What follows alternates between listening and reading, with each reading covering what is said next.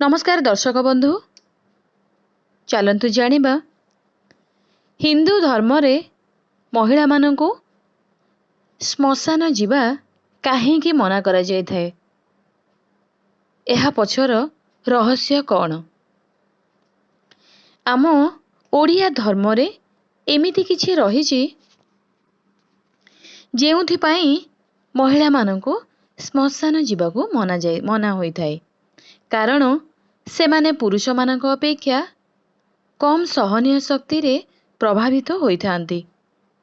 जदि श्मशान घाटरे शबकु पोड़ा जाउथिबा समय रे काहार कांदणा शुभि जाए ताहाले आत्मा को शांति मिली न थाए।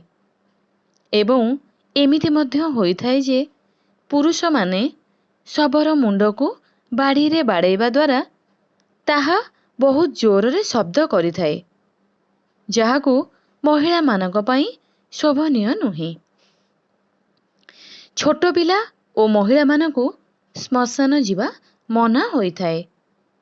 पुरुष मानकर सह्य शक्ति अधिक थाए, किंतु महिला माने तांको सामना रे शब ओ ताहार ज्वलन को सही पारि न थांती, कांदी पकेई थांती, जाहाकि अशुभ होई थाए। शब घरू गला परे निःशुल्क भावे घरर सफा करिबा उचित, जाहाकू केवल जणे महिला ही करि परिबो। तेणु महिला माने घरे रही घरर सफासुतुरार दायित्व परिवहन करिथांती। घरकू पुरुष माने आसिबा परे सेमानंको सफा हेबार साहाय्य मध्य करिथांती।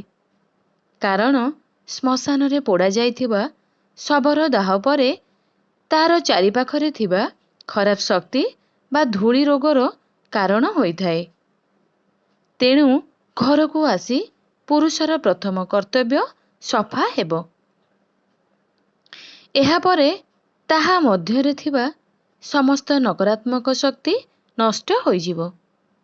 जदि एही भूल करिथिबो ताहाले घरे एहार प्रभाव बा नकारात्मक शक्तिर प्रभाव पड़ी थाए।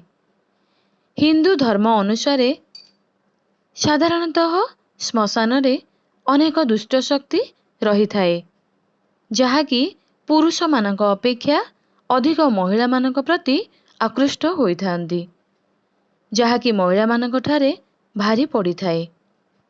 एवं सेमानंकर जीवा द्वारा आत्मा को शांति मिली न थाए।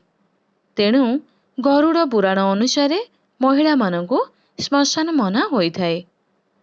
खास करी कुंवारी महिला मानंक आड़को अधिक आकर्षित होई थाए एवं शरीर रे प्रवेश द्वारा अशुभ मना जाय थाए। भूत प्रेतर एही भयावह को बंचाइबा को पिला मानंको श्मशान मना करा जाय थाए।